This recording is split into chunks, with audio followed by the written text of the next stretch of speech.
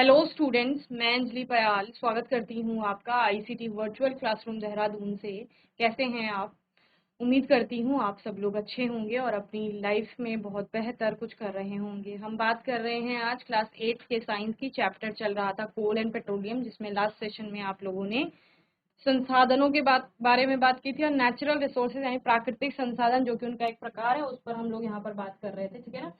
तो कहाँ से, क्योंकि हम रिवीजन कर रहे हैं इस चैप्टर का, तो रिसोर्सेज से हम लोग चले थे। रिसोर्सेज क्या है? In our day everyday life we use a large number of material for our basic needs. ठीक है ना? हमारी दैनिक जीवन की, जो हमारा दैनिक जीवन है उसमें बहुत सारी आवश्यकताएं हैं, हमारी बहुत सारी चीजों की आवश्यकता होती है, हमें या जरूरत पड़ती है। तो हमारी उन आवश्यकताओं को जो फुलफिल करता है, सेटिस्फाई करता है, यानी उनकी पूर्ति करता है, ऐसी सभी चीजें, क्या लिखा गया है? एवरीथिंग। हमने क्या बोला था? एवरीथिंग। जो भी चीज आपके आसपास है, जो भी चीज आपकी नीड्स को फुलफिल कर रहा है, उसी को हम क्या कह रहे हैं यहाँ पर? रिसोर्स कह रहे हैं। ठीक है ना? आपको यहाँ पर दिख रहा है एक पेड़। एक पेड़ से आपका बहुत सारी चीजें बनती हैं, तो ये पेड़ भी हमारा रिसोर्स है, ये लकड़ी हमारा रिसोर्स है, पेंसिल हो गया, पेपर हो गया, हमारे बुक्स हो गई, चेयर हो गई, ये बॉक्सेस हो गए, ये सारा हमारा क्या है? रिसोर्स है, यानी कि संसाधन है। क्यों? क्योंकि ये हमारी आवश्यकता की पूर्ति करता है। Okay, some of these material are found in nature whereas others are man made. कुछ चीजें जो हमें प्रकृति में मिलती हैं, जैसे पेड़ है, फॉरेस्ट की बात हम लोग कर रहे थे, वाइल्ड लाइफ की बात कर रहे थे, वाटर की बात कर रहे थे, सन की बात कर रहे थे, सनलाइट की, और आपके फ्यूल्स हो गए, उनकी बात कर रहे थे।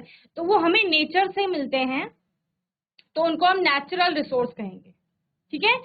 वहीं पर whereas some are man made, जबकि कुछ कैसे हैं? मनुष्य के द्वारा बनाए जा रहे हैं, तो उनको क्या कहा जा रहा है? मानव निर्मित कहा जा रहा है, या कृत्रिम आपका कहा जा रहा है। Okay, air, water, soil, sunlight, coal, petroleum, natural gas and minerals are obtained from nature, so they are called natural resources. Okay, इतनी चीजें जो यहाँ पर लिखी गई हैं, क्योंकि ये हमें प्रकृति से मिल रहे हैं और हम उनको एज इट इज यूज कर रहे हैं, तो उनको क्या कहा जा रहा है?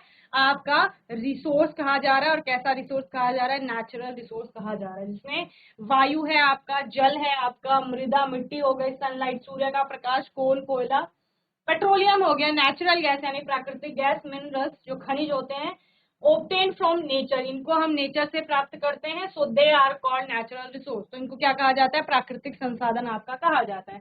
On the other hand, plastic, synthetic fibres, paint, drug, explosive, computer, laptop, LED panel, आपका सीपीयू हो गया, मॉनिटर हो गया, आपका बहुत सारी चीजें, हमारे क्लोथ्स हो गए, हमारी पेंसिल, पेन, सारी ये सारी चीजें आपकी किस में आएंगी? मैन मेड रिसोर्स में आएंगी। क्यों? क्योंकि आप, हो सकता है किसी मैन मेड रिसोर्स को बनाने के लिए आप नेचुरल रिसोर्स का यूज कर रहे हो, लेकिन चूंकि उसको मनुष्य बना रहा है, तो आप उसको मैन मेड रिसोर्स की कैटेगरी में रख रहे हैं। ठीक है ना? आपने बोला चेयर जो है हमारी, वो लकड़ी से बनी हुई, लकड़ी हमने फॉरेस्ट से लिया, जो कि नेचुरल रिसोर्स है ना? जंगल हमारे क्या है? प्राकृतिक संसाधन है। लेकिन वहां से लकड़ी से आपने चेयर बनाई है, कुर्सी, तो कुर्सी हमारा क्या हो गया? वो मैन मेड रिसोर्स है, यानी कि कृत्रिम संसाधन है, या मानव निर्मित उसको कहा जाएगा। तीसरे प्रकार का संसाधन मैंने मनुष्य को स्वयं बताया था कि ह्यूमन जो है वो भी एक प्रकार के रिसोर्स है। क्यों? क्योंकि वो अपनी नॉलेज से, अपने स्किल से अलग अलग प्रकार के डेवलपमेंट करते हैं। सभी प्राणियों के लिए हम बोल सकते हैं, सभी ऑर्गेनिजम्स के लिए बोल सकते हैं, कुछ ना कुछ क्रिएट करते हैं, तो वो भी आपका एक रिसोर्स है। तो संसाधन अपने दैनिक जीवन में हम अपनी मूलभूत आवश्यकताओं के लिए बड़ी संख्या में सामग्रियों का उपयोग करते हैं, उन्हीं को संसाधन कहा जाता है। इनमें से कुछ सामग्री प्रकृति में पाई जाती है, जबकि अन्य मानव निर्मित है। कुछ हमको प्राकृतिक संसाधन में दिखते हैं और कुछ मानव निर्मित। हवा, पानी, मिट्टी, धूप, कोयला, पेट्रोलियम, प्राकृतिक गैस, खनिज प्रकृति से प्राप्त होते हैं, इसलिए इन्हें प्राकृतिक संसाधन कहा जाता है। दूसरी ओर प्लास्टिक, सिंथेटिक फाइबर, संश्लेषित और रेशा जिसे आप कहते हैं, पेंट हो गया, ड्रग्स हो गए, ड्रग्स यानी औषधि के लिए ड्रग वर्ड यूज किया जाता है, विस्फोटक हो गए, ये सभी क्या है? मानव निर्मित है। इसमें आप बुक्स लिख सकते हैं, पेंसिल लिख सकते हैं, वस्त्र लिख सकते हैं हमारे, और भी कई सारी चीजें हैं। ठीक है ना? तो संसाधन, everything in our environment which can be used to satisfy our needs provided it is technologically accessible, economically feasible and culturally acceptable can be termed as resource. तो संसाधन क्या है? एवरीथिंग, प्रत्येक वो चीज जो हमें एनवायरमेंट में, हमारे एनवायरमेंट में उपस्थित है, हमारे पर्यावरण में उपस्थित है, और जो टेक्नोलॉजिकली एक्सेसिबल है। एक्सेसिबल का मतलब क्या है? सुलभ, जिसे आप बोलेंगे। और इकोनॉमिकली फीजिएबल है, इसका मतलब कि आपका चीप बोल सकते हैं, आपकी सस्ता हो जो, ठीक है ना। और क्या है साथ में? कल्चरली एक्सेप्टेबल है, यानी कि सांस्कृतिक रूप से स्वीकार्य है, जिसको हम एक्सेप्ट कर सकते हैं। किसी के कल्चर को, किसी के संस्कृति को उससे कोई ठेस ना पहुंचे, किसी की भावनाओं को ठेस ना पहुंचे। तो इस प्रकार से वे सारी वस्तुएं हमारे किस श्रेणी में आएंगी? रिसोर्स यानी संसाधन की श्रेणी में आएंगी। देन हमने यहाँ पर रिसोर्स को तीन तरह से बांटा था, natural resource, man made and human resource, ठीक है ना। तो नेचुरल रिसोर्स क्या है? Everything that nature provide is considered a natural resource, ठीक है ना। जो भी चीज हमें प्रकृति प्रोवाइड कर रही है, दे रही है, और वो रिसोर्स है, ठीक है ना, या जो भी रिसोर्स हमें प्रकृति प्रोवाइड करती है उसको प्राकृतिक संसाधन यानी नेचुरल रिसोर्स आपका कहा जाता है। Okay, they contribute to a country's economy. Natural resources can be broadly categorized into two types based on the abundance of various resources in nature. Okay, क्या कहा जा रहा है यहाँ पर? जो नेचुरल रिसोर्सेज हैं उनको ब्रॉडली कैटेगराइज किया जाता है आपका उनकी अबंडेंस के आधार पर कि कितनी उनकी उपलब्धता है। तो दो तरह से बांटते हैं, एक इनएग्जॉस्टिबल नेचुरल रिसोर्सेज होते हैं and the other one is exhaustible natural resource, ठीक है ना। एक अक्षय प्राकृतिक संसाधन होता है, एक क्षय प्राकृतिक संसाधन होता है, ठीक है ना। तो यहाँ पर प्रकृति जो कुछ भी प्रदान करती है उसे प्राकृतिक संसाधन माना जाता है, विदेश की अर्थव्यवस्था में योगदान करते हैं। प्रकृति में विभिन्न संसाधनों की प्रचुरता के आधार पर प्राकृतिक संसाधनों को बांटा जाता है दो मुख्य प्रकारों में, एक अक्षय प्राकृतिक संसाधन, दूसरे समाप्त होने वाले प्राकृतिक संसाधन या क्षय प्राकृतिक संसाधन भी इसको कहा जाता है। अब अक्षय और क्षय से आप नाम से ही समझ लेते हैं, अक्षय यानी अ का मतलब नहीं, क्षय का मतलब समाप्त होना। तो ऐसे प्राकृतिक संसाधन जो कभी समाप्त नहीं हो, और समाप्त कौन सी चीज नहीं होती? जो बहुत अधिक मात्रा में है, जिसका असीमित मात्रा है, असीमित भंडार है, अनलिमिटेड क्वांटिटी में जो प्रेजेंट है, उसको अक्षय यानी इनएग्जॉस्टिबल कहा जाए। वही क्षय या समाप्त होने वाला वो किसे कहा जाएगा? ऐसा संसाधन जो लिमिटेड क्वांटिटी में प्रेजेंट हो, है ना। देखो, आपके पास एक 500 लीटर का टैंक है, उसमें पानी भरा हुआ है और उसका आप वो कहीं से लीक हो रहा है, उससे ड्रॉप बाय ड्रॉप वाटर गिर रहा है, ठीक है। अभी है तो वो 500 लीटर, लेकिन एक एक बूंद आप बोलोगे बहुत छोटी बूंद है, लेकिन कभी ना कभी तो ऐसा समय आएगा, कुछ दिन महीने में आपका टैंक खाली हो जाएगा। तो वो 500 लीटर क्या थी? लिमिट थी उसकी।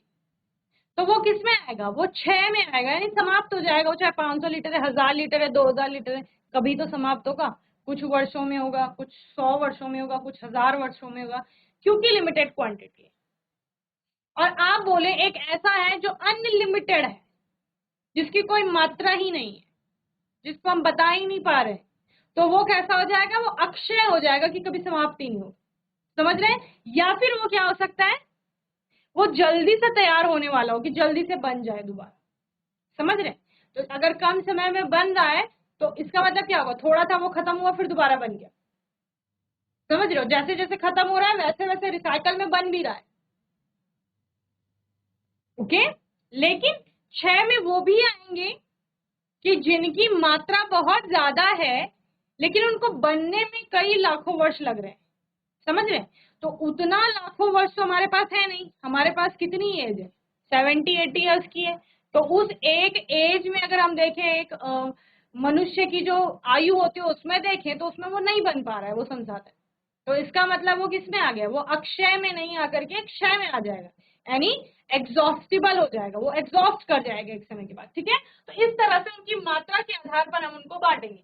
ना पहले हम पढ़ते हैं इनएग्जॉस्टिबल, जो मैंने नाम से ही आपको बताया कि अनलिमिटेड, चूंकि सप्लाई है, क्वांटिटी अनलिमिटेड है, कोई एक सीमा नहीं है उसकी। क्योंकि सीमा नहीं है तो यहाँ पर वो आपको क्या होगा?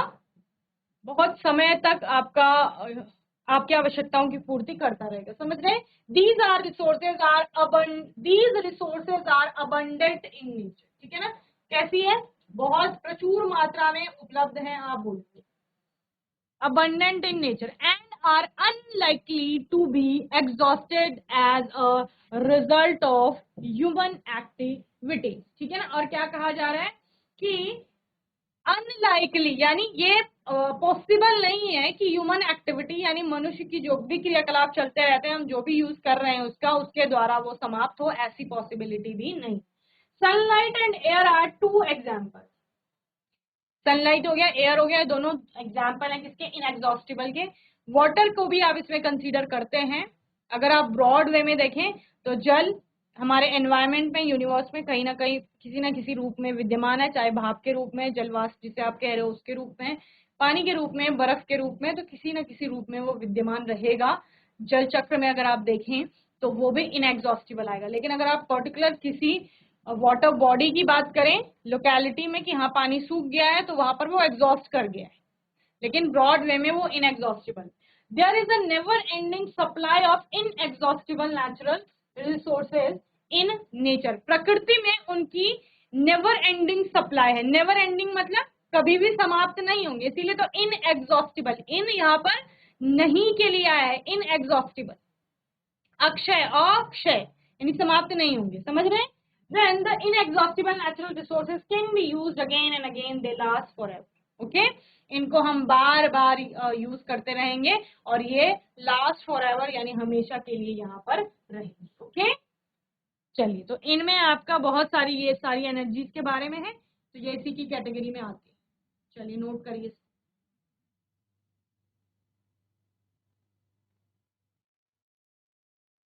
चलिए, सो इनएग्जॉस्टिबल यानी अक्षय प्राकृतिक संसाधन। ये संसाधन प्रकृति में प्रचुर मात्रा में है और मानव गतिविधियों के परिणाम स्वरूप समाप्त होने की संभावना इनकी नहीं है। सूर्य का प्रकाश और वायु इसके दो उदाहरण है। प्रकृति में अक्षय प्राकृतिक संसाधनों की कभी न खत्म होने वाली आपूर्ति है। अक्षय प्राकृतिक संसाधनों का बार बार उपयोग किया जा सकता है और वे हमेशा के लिए रहते हैं। ठीक है? एग्जॉस्टिबल नेचुरल रिसोर्स क्या होगा आपका? एग्जॉस्टिबल जैसे कि एग्जॉस्टिबल जो वर्ड है वो एग्जॉस्ट से आया है आपका। ठीक है? एग्जॉस्टिबल टर्म आपका एग्जॉस्ट वर्ड से आया है और एग्जॉस्ट मतलब होता है कि जो समाप्त हो जाएगा। ओके? और अगर समाप्त हो जाएगा इसका मतलब उसकी लिमिटेड सप्लाई होगी। ठीक है? एक सीमित मात्रा होगी, लिमिटेड क्वांटिटी आप बोल सकते हैं।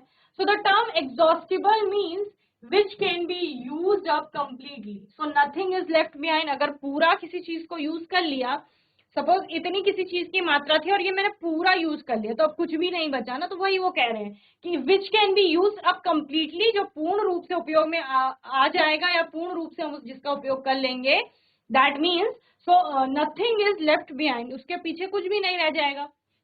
Those resources which are present in a limited quantity is in nature and can be exhausted by human activities are called exhaustible natural resources। ठीक है ना? ऐसे संसाधन जिनकी लिमिटेड क्वांटिटी है और जो हमारी कुछ भी गतिविधियों की वजह से समाप्त हो सकते हैं, उन्हीं को हम क्या कहेंगे? क्षय प्राकृतिक संसाधन या एग्जॉस्टिबल नेचुरल रिसोर्सेज कहेंगे। ठीक है? एग्जाम्पल क्या हो गया? कोल हो गया, पेट्रोलियम हो गया, आपका मिनरल्स है, फॉरेस्ट एंड वाइल्ड लाइफ। ये सारी चीजें ऐसी है, अथाह भंडार है आप बोल रहे हो, लेकिन लिमिटेड है। ठीक है? बहुत ज्यादा मात्रा हो सकती है लेकिन कैसे होगी? आपका लिमिट में है यानी सीमित है। तो उस सीमित मात्रा को अगर हम ऐसे ही यूज करते रहेंगे तो एक समय के बाद वो समाप्त हो जाएगा। चाहे कोयला हो, पेट्रोलियम हो, आपने देखा होगा बोला जाता है कि इन चीजों को बहुत ज्यादा अति दोहन जैसा वर्ड यूज करते हैं कि नहीं करना है। मिनरल्स है हमारे खनिज या फॉरेस्ट है, जंगलों को बचाना है। क्यों? क्योंकि वो किस में आते हैं? एग्जॉस्टिबल नेचुरल रिसोर्स में आते हैं। वो समाप्त हो जाएंगे एक समय के बाद और फिर हमारे पास कुछ भी नहीं रहेगा, जिसे यहाँ पर लिखा है so nothing is left behind. तो हमारे पास कुछ नहीं रहेगा। फॉरेस्ट है तो सब कुछ है, वाइल्ड लाइफ है तो सब कुछ है, यानी हर एक चीज इंपॉर्टेंट है। समझ रहे हैं? सो एग्जॉस्टिबल नेचुरल रिसोर्स यानी कि ऐसे प्राकृतिक संसाधन हैं, ये भी प्रकृति से ही मिलेंगे। जो हमारा इनएग्जॉस्टिबल था वो भी नेचुरल रिसोर्स है यानी वो भी प्राकृतिक संसाधन है, वो भी हमें प्रकृति से मिल रहा है। ये भी हमें प्रकृति से मिल रहे हैं। डिफरेंस दोनों का किसमें, उनकी अबंडेंस के आधार पर या उनकी क्वांटिटी के आधार पर। एक आप बोल रहे हैं कि अबंडेंट है, क्वांटिटी या सप्लाई कैसे, अनलिमिटेड सप्लाई होगी, और दूसरा आप लिमिटेड कह रहे हो कि लिमिट लग जा रही है और उसके बाद ये समाप्त हो सकते हैं। समझ रहे हैं? तो इस प्रकार से इसको एग्जॉस्टिबल नेचुरल रिसोर्स कहा जाएगा। ओके, चलिए नोट करिए इसे।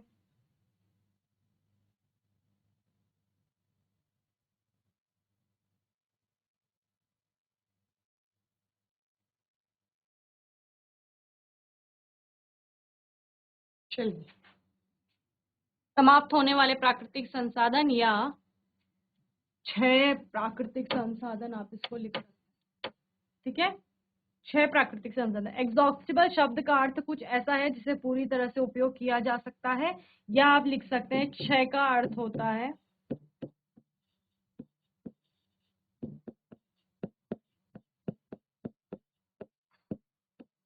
समाप्त होना।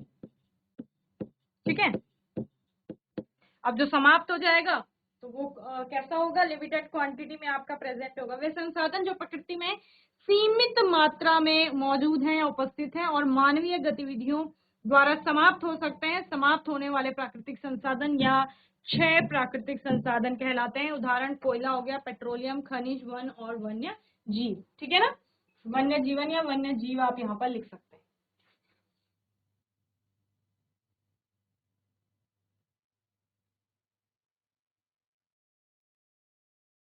चलिए ना, फॉसिल फ्यूल, ये मैंने आपको होमवर्क में भी दिया था कि आप एक बार इसको देख करके आएंगे। Fossil fuel, fossil fuel 2 word से बना है, एक होता है फॉसिल और दूसरा है फ्यूल। सिंपल सी बात है ना।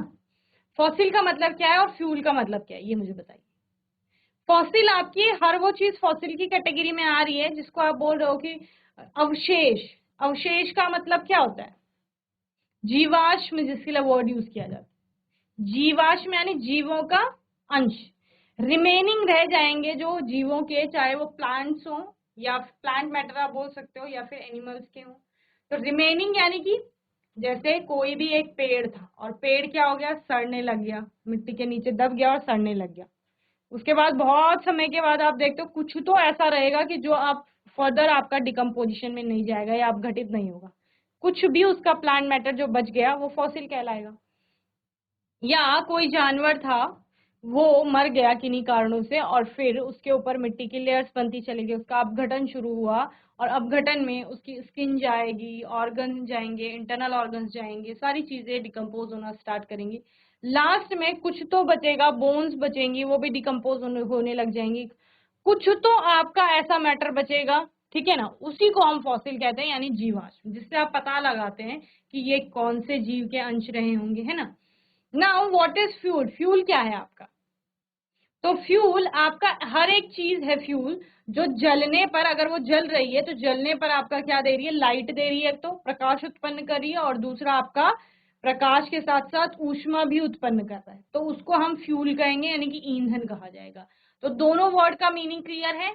अभी now what is fossil fuel, उस फॉसिल फ्यूल यानी जीवाश्म ईंधन किसे कहा जाएगा, तो जो जीवाश्म था उससे अगर ईंधन बन रहा है तो उसी को जीवाश्म ईंधन कहा जाएगा। सिंपल सी बात। So fossil means remains of dead plants and animals obtains millions of year ago। ठीक है ना, लाखों वर्ष पूर्व मिले जीवों के जो अवशेष होंगे उन्हीं को फॉसिल कहा जाएगा। Now what is fuel, materials which are burn to produce light and heat, ऐसे पदार्थ जिनको जलाया जाता है फॉर अ सर्टेन ऑब्जेक्टिव, उनको जलाने के एक पीछे एक कोई पर्टिकुलर ऑब्जेक्टिव होता है, उद्देश्य होता है, और वो क्या होता है, या तो उनसे लाइट उत्पन्न करनी है, प्रकाश उत्पन्न करनी है, या ऊष्मा उत्पन्न करनी है, तो उसको क्या कहा जाएगा, आपका फॉसिल फ्यूल कहा जाएगा। फॉसिल उसको आपका फ्यूल कहा जाएगा।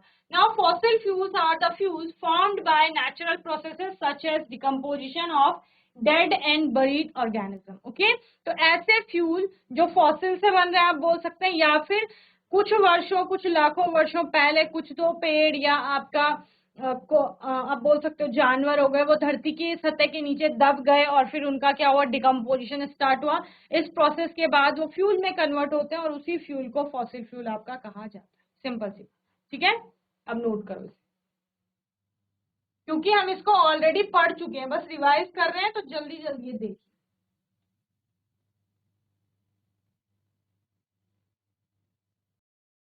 जीवाश्म लाखों साल पहले प्राप्त मृत पौधों और जानवरों के अवशेष है। वे पदार्थ जिनका दहन प्रकाश और ऊष्मा उत्पन्न करने के लिए किया जाता है उसको ईंधन कहा जाएगा।